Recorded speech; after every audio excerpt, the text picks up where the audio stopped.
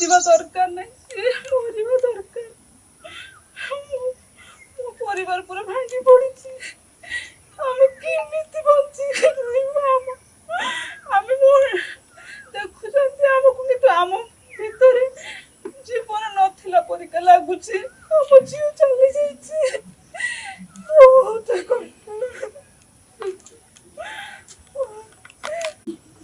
जहाँ घटना घटी जाइए आ कांदिले कौन हम आम से डकायत को केमती बाहर करके दंड दिया से कथा तापर मोर ट्रांसपोर्ट भी जो बलांगीर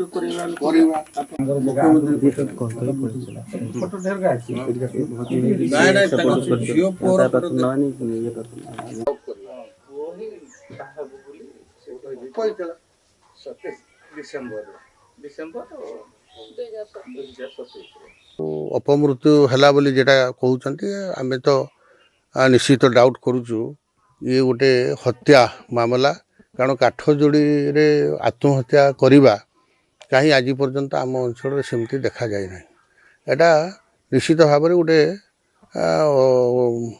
परिकल्पना नहीं गोटे हत्या होती जो एफआईआर देते जो पिला ये घटना घटे तार विधिवत भाव में आम तदंत करूँ। विशेषकर माननीय मुख्यमंत्री एवं डीजी आम ये एसपी जी मयूरभंज अच्छा ये समस्त कथा प्रशासनिक अधिकारी मानक जनवा सहित विशेषकर आम जी राज्यर मुखिया अच्छा श्रीजुक्त मोहन चरण माझी या गुरुतर सह विचार को लेकर तदंत करके उपयुक्त आसामी को धरिक दंड विधान करने आम ए अंचल दाबी रोचे।